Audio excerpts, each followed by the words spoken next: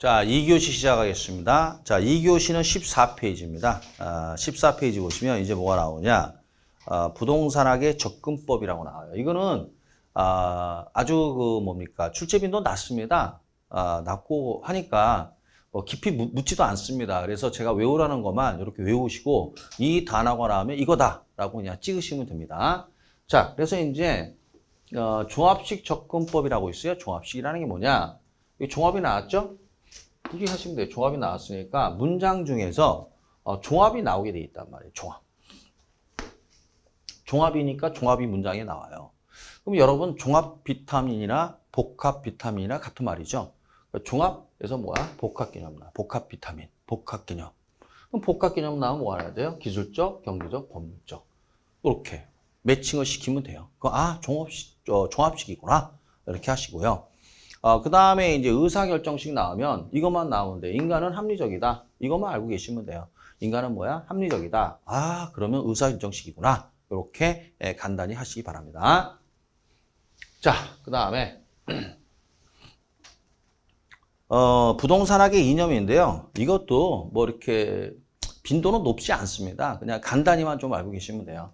그러니까 따라서 부동산학이라는 건 부동산 활동과 부동산 현상을 연구하는 학문인데 특히 부동산 활동이 중요하죠. 그 부동산 활동에 있어서 무엇을 추구한다? 효율성을 추구하는 학문이다. 이렇게 알고 계시면 돼요. 효율성이나 능률성이나 같은 말인데 이런 단어 잘 안 쓰고 이제 효율성이라고 나오죠. 효율성을 추구하는 학문이죠. 그러니까 효율성이라는 게 뭐냐? 한마디로 이런 얘기예요. 이것도 하나의 효율성이라고 생각하시면 됩니다. 그러니까 코인에 투자해서 돈을 벌었거나 아니면 주식에 투자해서 돈을 벌었거나 또는 부동산에 갭 투자를 해서 돈을 버는 거를 우리가 효율성이라고 그래요. 그러니까 따라서 적은 자본을 가지고 양도 차익을 많이 내겠다는 얘기죠. 이것을 우리가 효율성이라고 그래요. 이게 좀 고상하게 이렇게 표현하는 겁니다. 이렇게 고상하게. 효율성이라는 거고 그럼 당연히 부동산 시장에 참여하는 분들은 코인 시장이 됐든 주식 시장이 됐든 다 똑같아요. 어떻게 하면은 그 투자 대상을, 그러니까 우리는 부동산이죠. 가지고 투자를 해서 어떻게 하면 수익을 많이 뽑을까. 그 생각만 할 거 아닙니까? 그게 효율성이라는 겁니다. 그러니까 갭 투자가 나쁘다는 게 아닙니다. 그게 갭 투자라는 게. 잘하면 돈 벌잖아요. 그럼 잘하는 건데 안 되면 할 수 없는 거죠. 따라서 우리가 돈을 벌기 위해서는 늘 이야기하지만 위험과 수익이에요. 위험과 수익. 수익을 얻기 위해서는 당연히 위험을 부담해야 되는 겁니다, 여러분. 위험이라는 게 뭡니까? 원금 손실 우려가 있다는 얘기예요. 모든 자산은 그렇습니다. 부동산은 말할 것도 없고 그렇기 때문에 위험 분석을 잘 해야 되는 거죠. 그래서 위험 분석을 통해서 적절한 위험 수준에서 어떻게 하면 돈을 많이 벌어볼까? 부동산을 통해서 그것을 뭐라고? 효율성이라 하고 우리가 이제 시험 볼 때까지 또는 최유효 이용이라는 단어를 계속 쓰지 않습니까? 그 최유효 이용이라는 게 결국 효율성을 달성할 수 있는 하나의 수단입니다. 하나의 뭐야? 수단이 뭐야? 최유효 이용이 되겠습니다. 자, 그리고 난 다음에 당연히 시장에서는 또는 민간 참여자들은 효율성이지만 국가 전체 입장에서는 형평성도 중요합니다.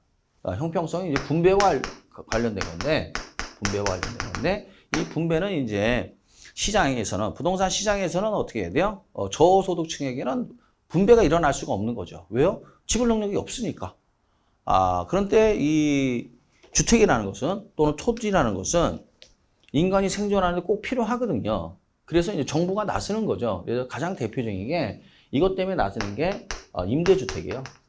그래서 우리가 공공임대 배웠잖아요.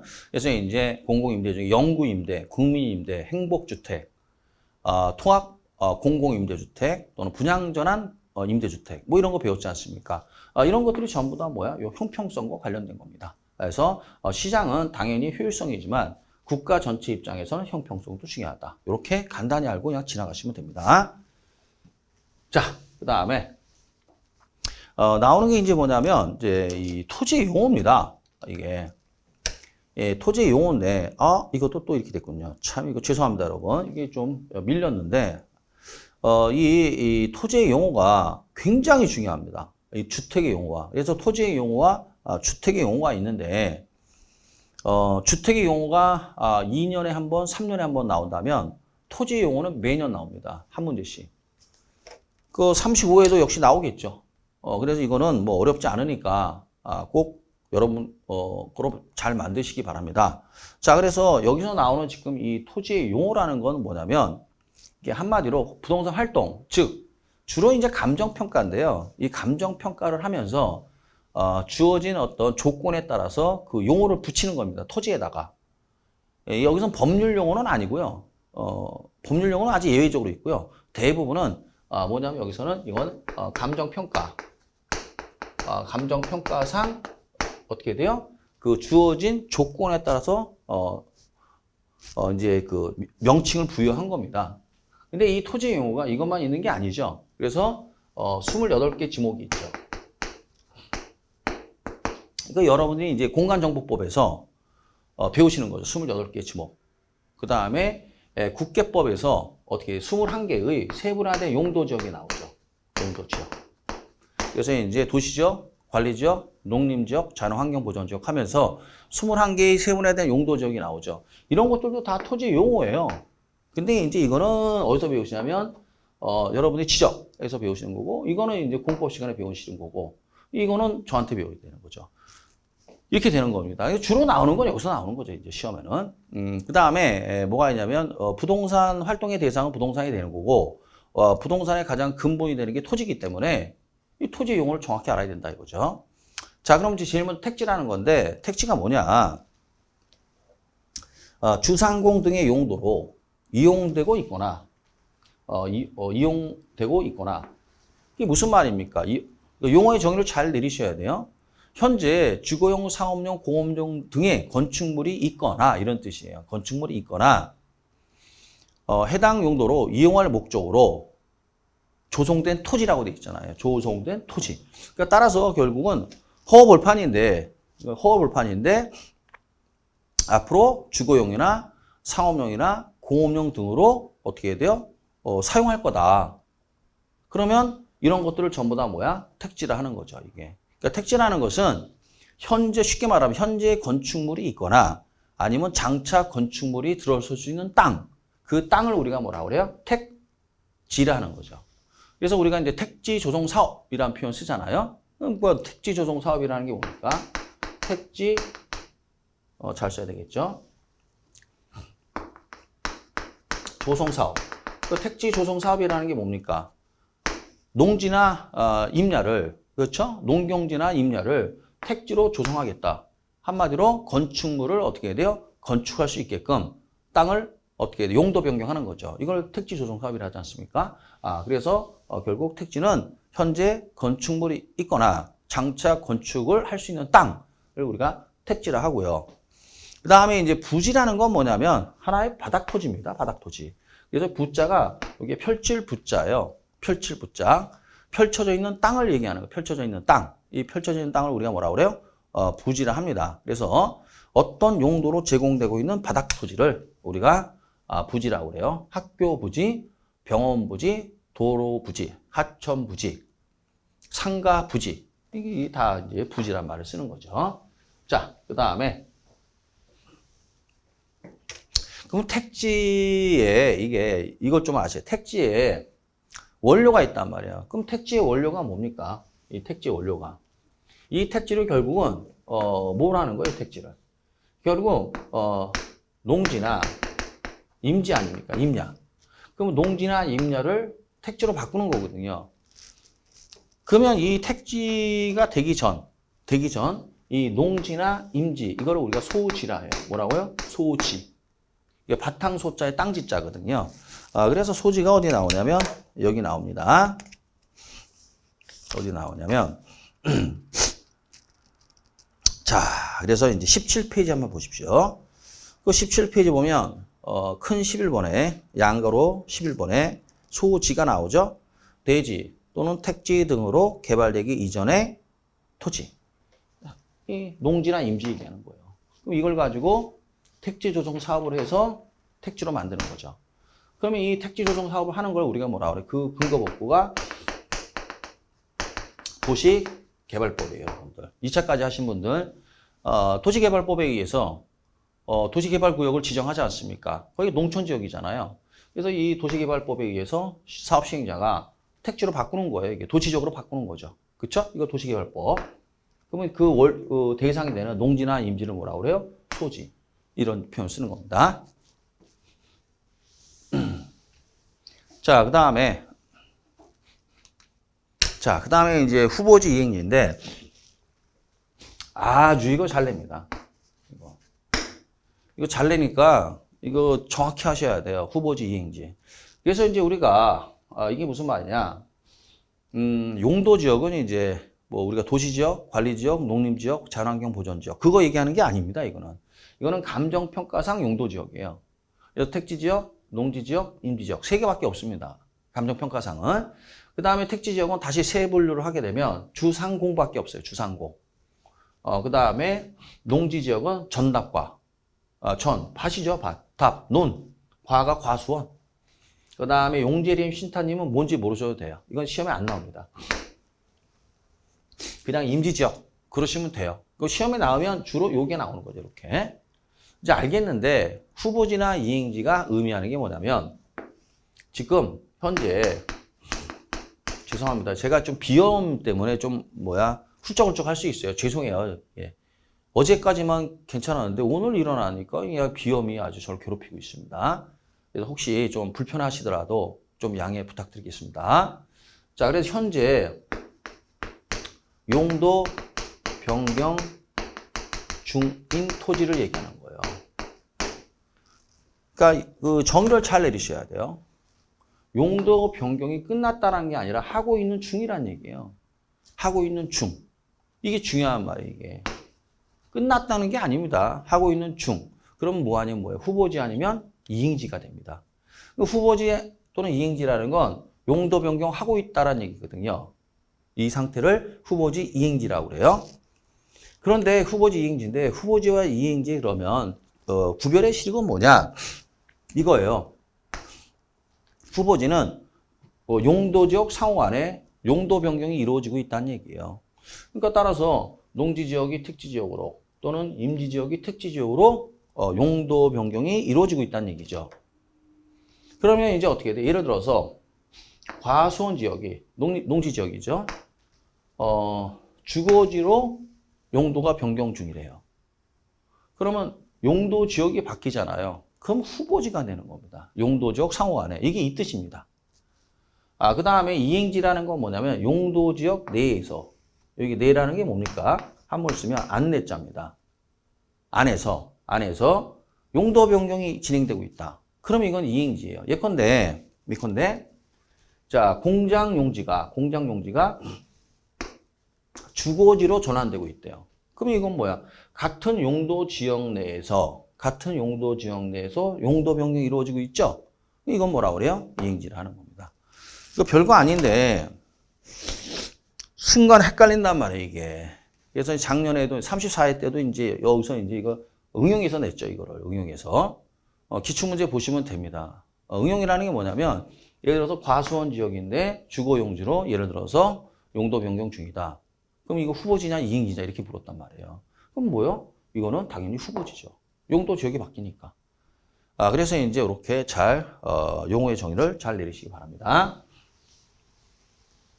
자, 그 다음에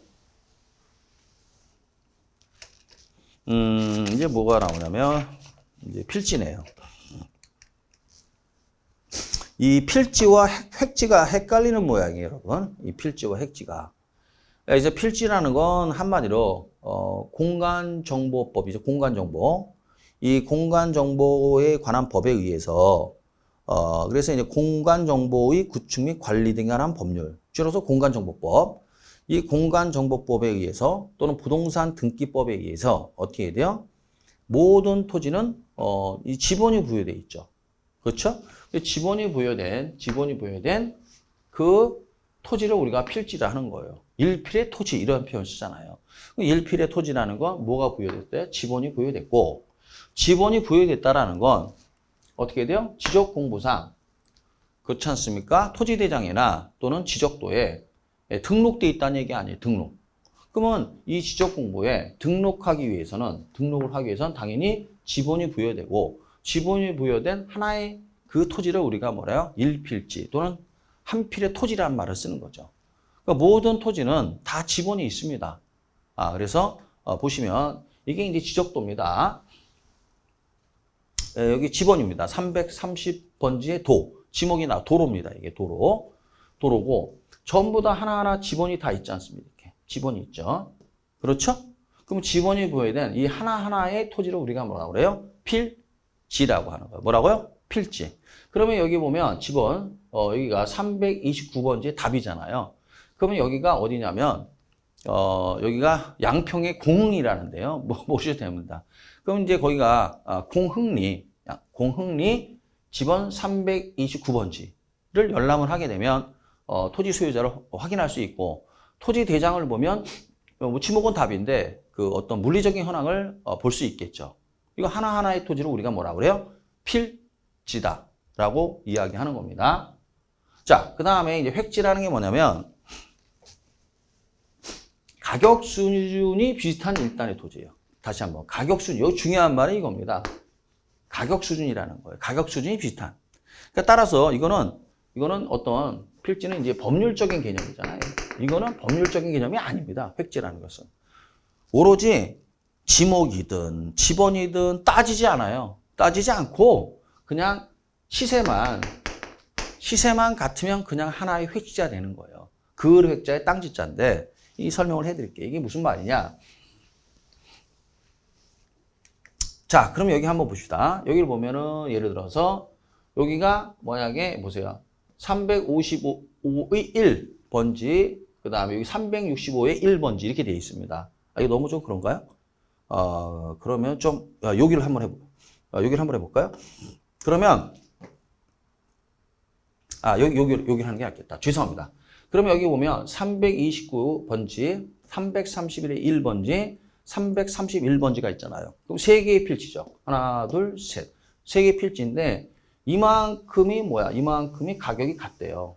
평당 어떻게 돼요? 100만 원이래요. 그러면 평당 100만 원이고 이만큼은 평당 예를 들어서 여긴 200만 원이래요. 예를 들어서 그렇습니다. 그럼 예를 들어 그렇다면 여기는 뭐야? 200만 원 땅이고 여기 평당 100만 원 땅이잖아요. 그럼 이게 하나의 획지예요. 이게 그냥 이렇게 하나. 이게 하나의 획지예요. 이렇게 구별을 하는 겁니다. 그러니까 획지라는 건 한마디로 가격만 같으면 평당 가격만 같으면 하나의 획지로 들어와 버리는 거예요. 그냥. 그러니까 뭐 지번이고 지목이 이런 거 따지지 않아요. 따지지 않고 시세만 같으면 하나의 획지가 되는 거예요. 지금. 여긴 여러 개의 필지가 있잖아요. 근데 획지는 몇 개요? 2개죠. 그러니까 평당 100만 원, 평당 200만 원 이런 식으로 이걸 획지를 한다. 다른 말이죠. 이게 전혀 필지와 획지는. 자, 그 다음에 이제 그 뭡니까? 16페이지 보면 이제 맹지라고 나오죠. 이 페이지 16페이지 보면 맹지가 뭐냐면 타인의 토지에 둘러싸여 도로에 어떤 접속면도 갖지 못하는 토지를 우리가 맹지를 한단 말이에요. 맹자가 한문을 보시면 눈목자에 이게 눈목자에 망할 망자란 말이에요. 눈이 망했다. 장님이란 얘기죠. 그러니까 따라서 맹지라는 건 눈이 멀었다는 얘기예요. 장님이다. 땅이. 그럼 땅이 장님이라는 건 뭐예요? 도로와 접한 면이 없다 그 얘기예요. 이게. 그럼 도로하고 접하지 못하잖아요. 이걸 맹지라 해요. 그럼 여러분들이 민법 시간에 뭐 요역지, 승역지 배우셨을 거야 아마. 그 지역권. 지역권 설정한다. 그럼 이게 맹지라는 거거든. 이게. 그래서 이제 이 맹지를 탈출하는 방법이 이제 지역권을 설정하는 건데. 여기는 한마디로 그냥 아무 쓸모없는 땅이 되겠습니다. 이 맹지라는 건. 소용이 없어요, 이거는. 왜냐? 도로가 없으니까 아무것도 못해요, 이게. 그래서 이제 건축허가도 안 나고, 가장 저기한 게 건축허가죠. 건축허가 날 수가 없습니다. 도로가 없으니까. 일단 건축허가를 내기 위해서는 당연히 뭐가 있어야 돼요? 도로가 있어야 되는 거예요. 자, 그러면 이제 이거 그림 갖고 하면, 여기 한번 보십시오. 이게 이제 511번째 답이라는 건데, 여기가 도로란 말이에요, 이게. 이게 도로예요. 근데 이 땅은 도로와 접한 면이 아무것도 없단 말이에요, 이렇게. 그렇죠? 이런 땅을 우리가 뭐라고 그래요? 이걸 맹지라는 거예요, 맹지. 그러면 예를 들어서 이런 내용입니다. 예를 들어서 여기에 330의 여기 답이로 해야 되겠다. 여기 있다. 여기 이걸 하면 되겠습니다. 그럼 요거는 329번지 답이잖아요. 이건 도로와 접했잖아요, 이렇게. 그렇죠? 이건 맹지잖아요. 그러면 평당 시세가 어떻게 돼요? 엄청 차이 납니다. 얘가 만약에 평당 100만 원이라면 얘는 한 50만 원밖에 안 해요. 왜요? 맹지기 때문에 그런 거예요, 이게. 여기가 만약에 답이지만 여기를 그 형질 변경, 다시 말하면 지목 변경 할 수 있거든요. 대로 바꿀 수 있어요. 여기가 자연 녹지 지역이라 답이지만 대로 바꿀 수가 있단 말이에요. 개발할 수 있단 말이죠. 그런데 얘는 된단 말이에요. 329번지는 돼요. 왜요? 도로가 접했으니까. 얘는 안 되는 거예요. 햄 뭐하냐 이거예요. 도로가 없는데. 설사 지목을 이게 답을 대로 지목 변경한다 할지라도 이건 도로가 없기 때문에 건축허가가 안 나요. 그래서 이거는 뭐 쓸모없는 땅이 되는 거죠. 여기 그냥 뭐 하고 있어요? 뭐 10년 전에도 농사 짓고 현재도 농사 짓고 10년 후에도 농사 짓는 땅이에요. 왜? 도로가 없으니까. 이런 거 우리가 맹지라고 표현하는 거죠.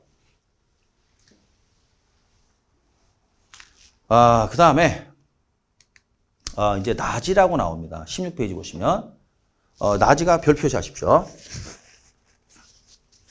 굉장히 중요한 말입니다, 이게. 자, 왜 중요한 말이냐? 이 표준지 때문에 그런 건데 나지라는 게 뭐냐면 자, 보세요. 벗을 나자에 땅지자예요. 땅이 옷을 벗었다. 그게 무슨 말이냐? 토지상에 건물 기타 정착물이 없다는 얘기예요. 그러니까 토지가 빈 땅이라는 얘기예요, 빈 땅. 그러니까 따라 토지가 빈 땅이라는 이거는 나지는 당연히 택지예요. 건축물을 건축할 수 있는 땅인데 건축물이 없다는 얘기예요. 이게 빈 땅이라는 얘기죠. 그게 이게 첫 번째 조건이에요. 두 번째 조건이 또 있어요. 지상권 등 토지의 사용 수익을 제한하는 사법상의 권리가 설정되어 있지 아니한 여기까지. 이게 무슨 말이냐? 사법상의 권리가 설정되어 있지 아니하다라는 건 한마디로 이게 두 번째 조건이에요. 두 번째. 이게 무슨 말이냐? 뭐 예를 들어 지상권이나 아주 쉽게 얘기하면 지상권, 뭐 지역권 또는 전세권 이런 것들이 설정되어 있지 않다는 얘기예요. 이런 것들이 한마디로 얘기해서 이런 것이 설정되어 있지 않다는 얘기입니다. 그래서 이걸 우리가 뭐라 하냐? 이런 거를 우리가 사적 제한이라고 해요. 사적 제한. 사적 제한이 제한이 없는 땅이다 이거죠. 그래서 사적 제한은 없어요. 이게 두 번째 조건이에요. 그리고 이 말을 조심하셔야 돼요. 당연히 공법상의 제한은 받는 겁니다. 이게 중요한 말이에요. 왜 그러냐? 국토계획법에 의해서 전국토를 크게는 4개 용도지역으로 나누거든요. 도시지역, 관리지역, 농림지역, 자연환경보전지역. 그러면 당연히 공적 제한이라 하죠. 이걸 공적 제한은 무조건 들어오는 거예요. 공적 제한은 이건 무조건 대한민국 땅이다. 원칙에 이게 대한민국 땅이다. 그러면 무조건 공적 제한을 받는다. 안 받는 땅은 없다 이거예요. 공적 제한이 뭐냐? 여러분들 그 용도 지역이잖아요. 토지의 이용 행위 또는 건축물의 용도, 건축물의 높이 또는 죄송합니다. 건축물의 높이, 그다음 건폐율, 용적률 이런 걸 다 규제를 받잖아요. 이 규제를 우리가 뭐라고 그래요? 공법상의 제한, 공적 제한. 그러니까 공적 제한은 모든 땅이 다 받는 거예요. 그러니까 따라서 아주 쉽게 얘기하면 나지는 택지인데 택지상에 건축물이 없어요. 그리고 두 번째 뭐가 있어요? 사법상의 그 제한이 없어요. 그리고 공법상의 제한을 받아요. 이렇게. 요걸 가지고 이제 문제를 냈죠, 이게. 그래갖고 많은 분들 틀렸어요, 이게. 뭐라고 했느냐? 사법상, 공법상 제한을 받지 아니한 토지다. 이렇게 돼 있어요. 틀렸죠? 이게 사법상의 제한을 받지만 공법상의 제한을 받지 않죠. 죄송합니다. 사법상의 반대로 설명했어요. 사법상의 제한을 받지 아니하지만 공법상의 제한은 받는 거죠. 죄송합니다. 자, 그래서 이렇게 조심하시기 바랍니다. 문제 풀 때. 이게 문제 풀 때 말이에요. 이제 이 정교하게 풀어야 돼요, 여러분. 이게 대충 하잖아요. 못 맞춥니다, 이제. 자, 그 다음에 이제 건부지가 나와요. 건부지가 뭐냐? 말 그대로예요. 건부지는. 건자가 건축물 할 때 건자잖아요. 이게. 그죠? 건축물 할 때 건자. 부속할 때 부속 토지. 건축물의 뭐야? 부속 토지를 우리가 뭐라 그래요? 건부지를 하는 거예요. 건부지. 건축물의 부속 토지. 그러면 건부지라는 건 당연히 뭐가 있다는 얘기예요. 이 건물에, 죄송합니다. 이 토지에 당연히 건축물이 이렇게 있다는 얘기 아니에요. 이렇게 건축물이 있다. 이 얘기입니다. 그럼 이 땅을 우리가 건부지라 해요. 근데 이 건축물은, 어떤 일이 빈번하게 발생하느냐. 있는 것보다 철거하는 게 더 바람직한 경우가 많이 있습니다. 현실적으로. 그러니까 최근에 신축한 건물이다. 그러면 괜찮은데, 뭐 한 5년만 지나면 대부분 철거하는 게 더 바람직해요. 있는 것보다 없는 게 낫단 말이에요. 그러면 이 철거하게 되면 뭐가 들어가느냐? 이 철거 비용이 들어가요. 이게 만만치 않습니다, 여러분. 철거 비용이. 그러니까 철거 비용이 만만치 않고 다시 또 건축을 해야 되잖아요. 건축비가 또 들어간단 말이에요. 그렇기 때문에 그냥 방치하고 쓰는 경우가 허다합니다, 이게. 예, 그래서 그런데 만약에 여기에 동일한 조건 하에 여기 이제 나지가 이렇게 있다, 나지가. 이건 당연히 건부지죠. 이 건부지고. 그럼 동일한 조건 하에서 이건 나지 아니에요. 그럼 이건 바로 개발이 건축을 들어가는 거죠, 이게. 아무것도 없으니까. 바로 건축행위가 바로 들어갈 수 있는 땅이에요. 근데 얘는 어떻게 해야 돼요? 일단 건부지는 얘를 철거를 먼저 해야 된다 이거죠. 하고 그 다음에 건축을 해야 되잖아요. 그러니까 이 땅은 돈이 더 들어가잖아요. 얘는 뭐만 있으면 돼요? 땅값 플러스 뭐 하면 돼요? 이 공사비. 공사비가 뭡니까? 이 건축비 아니에요. 이 건축비만 들어가면 되는 땅인데 얘는 어떻게 돼요? 땅값에다가 철거 비용에다가 뭐가 들어가요? 공사비가 들어가죠. 그러면 투자하는 사람 입장에서는 이 철거비가 들어가요. 그러니까 두 개를 비교할 때 당연히 이 땅을 선호하는 거예요. 이 철거비 골치 아프거든요, 이게 철거하는 것도. 그러니까 이제 이 땅은 당연히 나아집에 비해서 가격이 싸겠죠. 이 건부지 가격이 이 나아집에 비해서 건부지 가격이 더 싸단 말이에요. 이걸 우리가 뭐라고 그래요? 건부감가라고 그래요.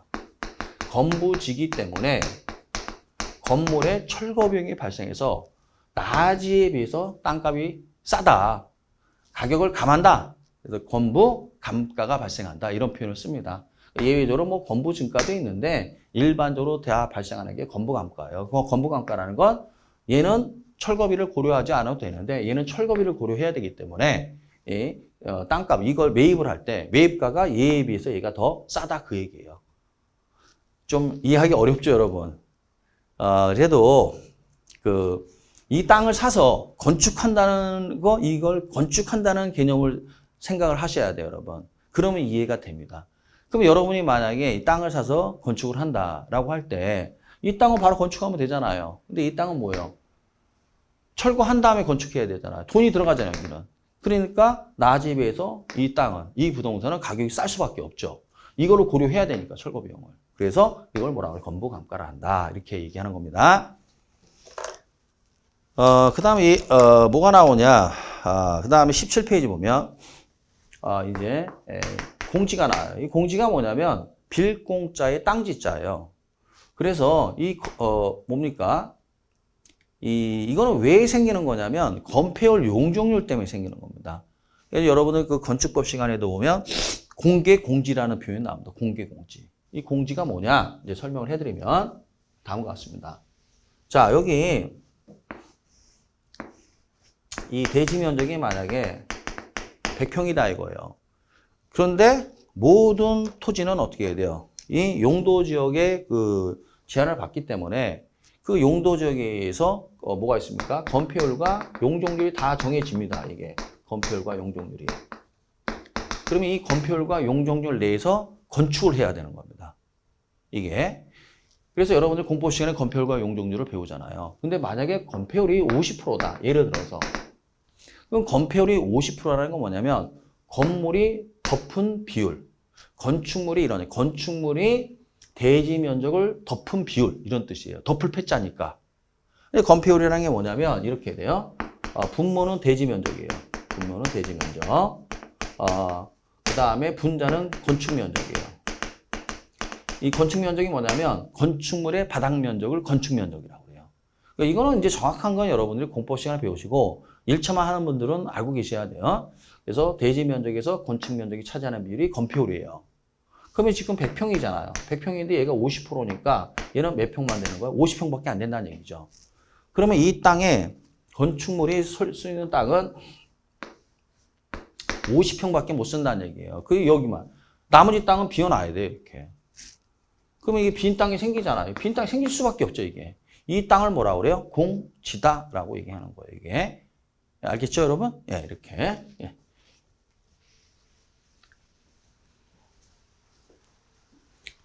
참 여러분들 그 고생이 많으십니다.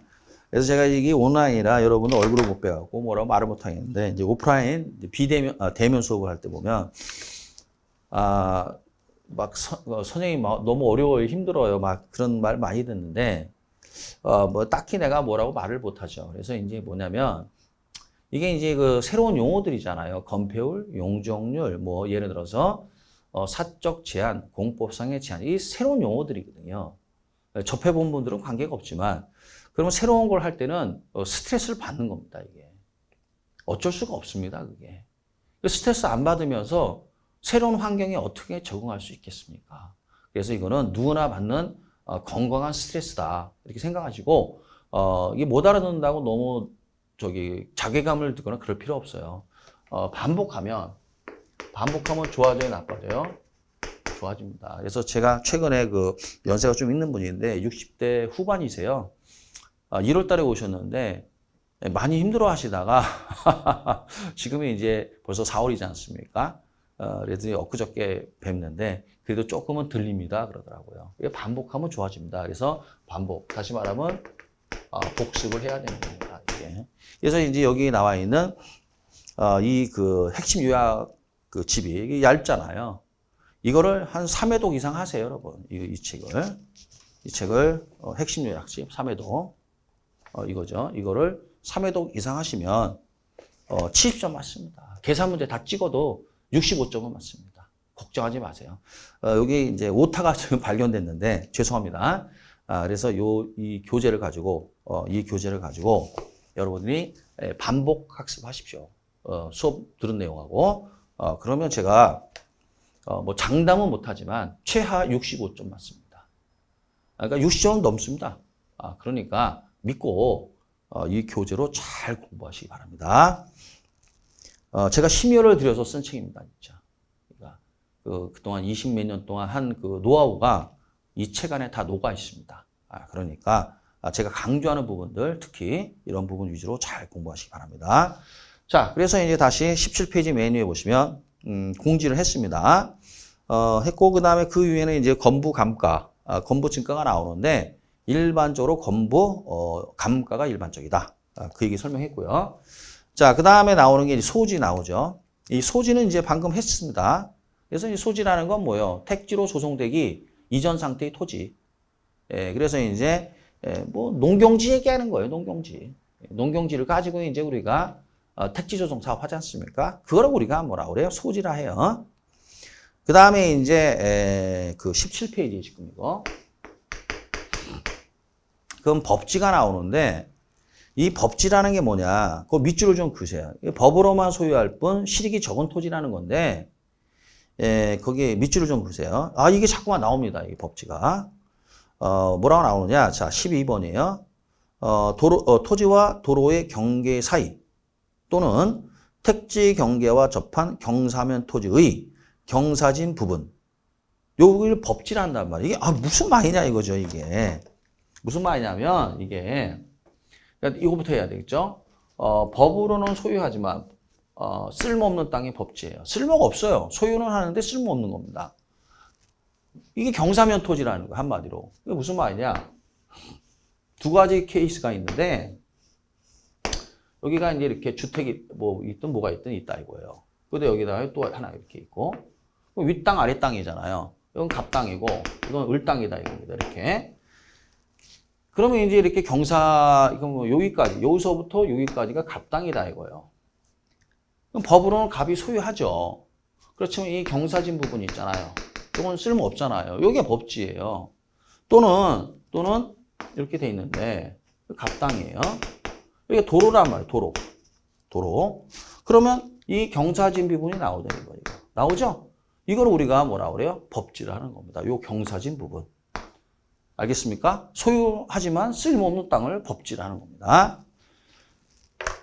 자, 그 다음에 빈지가 뭐냐? 이제 빈지가 나오는데 빈지라는 건 물가 빈자에 땅지자예요. 그래서 물가 있는 땅. 그래서 이제 공유수면관리 및 매립에 관한 법률 공유수면관리법이라고 그래요. 이 공유수면관리법에서는 이 빈지를 바닷가라고 그래요. 뭐란다? 바닷가. 그러니까 바닷가. 이 법에서는 바닷가라고 그래요. 근데 이게 빈지가 뭐냐? 그래서 해안선으로부터 지적공부에 등록된 지역까지 사이의 토지를 빈지를 하는 건데 이 말을 들으면 잘 모르잖아요. 그래서 이제 그림으로 내가 설명해 드릴게요. 뭐 어려운 얘기 아니에요.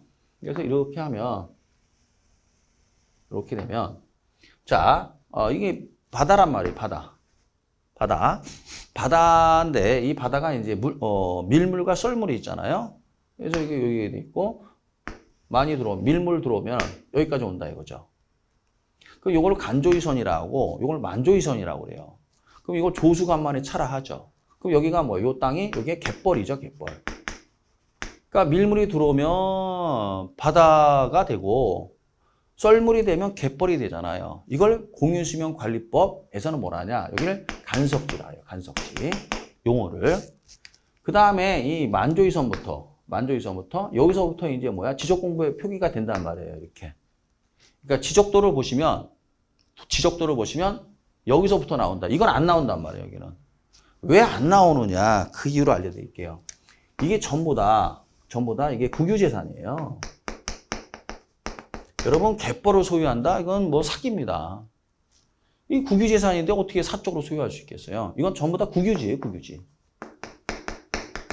그렇기 때문에 소유할 수가 없어요. 이제 따라서 이제 여기 안 나옵니다. 여기 지적도 안 나옵니다.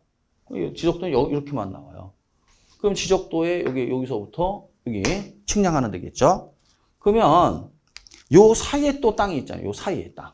그렇죠? 요 사이에 땅. 그래서 만조수유선부터 지적공부에 등록하기 전 여기까지 요 사이. 이걸 우리가 뭐라는 거예요? 이거를 우리가 빈지를 하고요. 이거를 공유수면관리법에선 바닷가라 한다 이거죠. 갯벌, 빈지. 근데 공유수면관리법에선 간석지, 바닷가. 이렇게 얘기해요. 이거를 우리가 빈지를 하고 그 다음 빈지는 당연히 국유재산이기 때문에 사적 소유의 대상이 될 수는 없는 거죠. 요 정도 이렇게 알고 계시면 되겠습니다. 자, 그 다음에 이제 포락지가 먼저 나왔습니다. 포락지 먼저 할까요? 이제 말 그대로요. 포락지라는 게 뭐냐면 이 포구할 때 포자예요. 벌써 포자가 붙었다. 다대포 이런 것은 포자가 붙었다는 건 배가 들어온다는 얘기예요. 벌써. 그 다음에 떨어질 락, 땅지자. 그러니까 따라서 이 하천 또는 바닷가에 붙은 땅을 얘기하는 거예요. 그 붙은 땅이 떨어져 나갔다 그 얘기예요. 이걸 포락지라는 건데 그러면 공유수면관리법상 지적공부에 등록된 토지가 물에 침식되어 수면 밑으로 잠긴 토지 또는 소유권이 인정되는 전답 등이었으나 과거에는 이제 사적 소유의 대상이었으나 집안이 절토되어 무너져 내려 바다나 하천으로 띄웠어야 되겠죠. 바다나 하천으로 변한 토지. 이게 무슨 말이냐? 바다나 하천으로 변했다. 이런 얘기예요. 그럼 이거는 국유재산이 됩니다. 국유재산이. 그러니까 따라서 원래 포락지는 예를 들어 제 땅이었어요. 제 땅이었는데 포락이 돼버리면 바다나 하천 부지로 편입이 됩니다. 그러면 국유재산이 돼버려요, 이게. 그래서 이제 여러분이 공인중개사법 시간에 뭡니까? 사건이 소멸된 포락지, 이걸 배울 거예요. 그럼 사건이 소멸된 포락지라는 건 국유재산 됐다는 얘기예요. 그럼 이거는 중개 대상물이 될 수가 없겠죠. 그래서 이게 정답은 이제 사건이 소멸된 포락지였죠. 여러분들, 2차까지 하시는 분들. 그거 얘기하는 거예요, 이게. 따라서 포락지가 만약 개인 소유라면 공유수면관리법, 이 법에 의해서 등록 말소가 돼요. 직권 말소가 돼서 뭐가 돼요? 국유화가 됩니다. 그러니까 따라서 이제 요게 정리하면, 그러니까 땅 주인은 그래서 포락이 일어나는 걸 결사적으로 막아야 돼요. 그렇지 않으면 이제 뭐요? 하천부지로 편입되면 국유재산 돼버려요, 이게. 무슨 말이냐? 이렇게 되면 이게 하천이다 이거죠. 그래서 여기서부터 여기까지가 갑당이었다 이거. 과거에는 소유권이 인정되는 전답 등이었으나 이거 얘기하는 거 이거. 갑당이었다 이거죠, 이게. 그런데 뭐가 오느냐? 하천물이 범람을 한단 말이에요. 이게 언제 장마철이 되면 범람을 하면서 이걸 쳐요. 이 범람한 이 하천물이 쳐서 어떻게 해야 돼요? 집안이 절토돼요. 그럼 집안이 절토됐다는 건 땅바닥에 금이 가서 이런 뜻이에요. 땅바닥에 금이 가서 절토돼요. 무너져 내려. 땅바닥에 여기 금이 간단 말이에요. 이렇게 금이 가서 무너져 내려. 이게 무너져 내려. 이게 무너져 내려. 하천물이 여기까지 들어와 버려 이렇게. 그럼 이만큼 하천부지로 편입됐잖아요. 이만큼이. 이게 포락지라는 거예요. 그럼 이거는 하천부지로 편입됐기 때문에 이건 국유재산이 돼버려요. 요 부분을 우리가 뭐라 하냐? 사건이 소멸된 포락지라는 표현을 쓰는 겁니다. 알았죠, 여러분? 예, 이렇게. 이걸 막아야 되잖아요. 여기 전부 다 사방공사 다 치는 거죠. 궁굴이 치는 거죠, 이거를. 무너지지 않게. 예, 이렇게 포락지를 한다. 그 다음에, 선화지인데, 선화지는 그냥 말 그대로입니다. 한마디로, 고압 철탑이 설치되거나, 고압선이 통과하는 토지를 선화지라고 그래요. 그래서 고압선, 선, 아래하, 지, 땅지자. 그래서 이제, 고압 철탑, 아래 땅이나 또는 고압선이 지나가는 그 아래의 땅들을 우리가 전부 다 뭐라고 그래요? 선화지라 하고, 선화지가 되면 쓸모없는 땅이에요. 여기는 개발을 못 하는 거니까. 그렇죠? 예, 그렇게 편안하게 알고 계시면 되겠고. 그 다음에 또 뭐가 있습니까? 이 바로 주택이 나왔는데, 또 뭐가 나오냐면은, 18페이지 한번 보세요. 죄송합니다. 18페이지 보시면, 뭐가 나오냐면, 거기 19번에 1단지라고 나올 거예요. 이것도 이제 최근에 1단지가 뭐냐면, 하나의 단지란 얘기예요. 한문을 보시면. 근데 이게 사실 가장 최근에 이게 나왔는데 이게 이제 감정평가상의 용어예요. 1단지라는 게. 근데 이걸 낸단 말이에요. 이거를 우리 시험에. 그래서 이제 여러분들이 요 1단지까지도 알고 계셔야 됩니다. 알았습니까? 예. 그래서 1단지라는 게 뭐냐? 자, 거기 밑줄 그으세요. 용도상 불가분의 관계에 있는 두 필지 이상의 토지. 다시 한번 용도상 불가분의 관계에 있는 두 필지 이상의 토지를 우리가 1단지라고 그래요. 이거를 감정평가상. 그러면 용도상 불가분의 관계가 있는 두 필지 이상의 토지를 우리가 뭐라고 그래요? 1단지라 한단 말이에요. 그러면 1단지라는 게 뭐냐면 이런 얘기예요. 여기가 100번지, 101번지, 102번지예요. 그러면 세 필지 아니에요. 그렇죠? 필지는 세 필지인데, 자, 여기 뚝 이렇게 건물이 딱 들어서 있단 말이에요. 이렇게. 이게 병원이다, 이게 병원. 대학병원이 이렇게 딱 서 있다. 그러면 이 종합병원인데, 결국 이건 전부 다 이 병원의 부지가 되는 거죠. 병원 부지가 되는 거 아닙니까? 그러면 결국은 이 세 개의 필지지만 용도는 뭐야? 병원 부지예요. 세 필지가 용도상 불가분의 관계가 있잖아요. 뭐예요? 병원 부지 아니에요. 그렇죠? 그런데 몇 필지 이상이요? 두 필지 이상이잖아요. 용도상 불가분의 관계가 있는 두 필지 이상의 토지. 이거 뭐예요? 이게 1단지라는 거죠. 알았죠? 그러면 이걸 하나의 1단지로 보는 거죠. 이게 하나의 1단지다. 이렇게. 알았습니까? 평가할 때 이거 그냥 한꺼번에 평가해 버리거든요. 필지마다 평가하는 게 아니라 병원 부지로 해서 평가해 버린단 말이에요. 그래서 요 1단지까지 이렇게 알고 계시면 되겠습니다. 알았죠? 예. 그래서 이제 여기까지 해서, 제가, 토지의 용어를 좀 봤습니다. 그리고 이제, 다음 시간에는, 그러니까 이 토지의 용어는 굉장히 중요한 겁니다. 그래서, 어설프게 공부하지 마시고, 꼼꼼히 이렇게 봐야 됩니다. 그 다음에 이제 다음 시간에는 이제 보는 게, 이 주택에 대한 용어예요.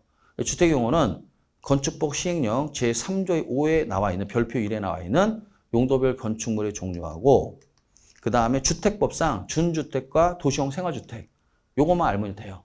그럼 이게 이제 시험에는 어떻게 돼요? 최근에 2, 3년에 한 번씩 냅니다. 근데 작년에 안 냈어요. 34회 때. 그러므로 35회에는 나올 가능성이 매우 높은데요. 2, 3년에 한 번씩 꼭 내니까. 그래서 이 부분도 꼼꼼히 공부를 해야 됩니다.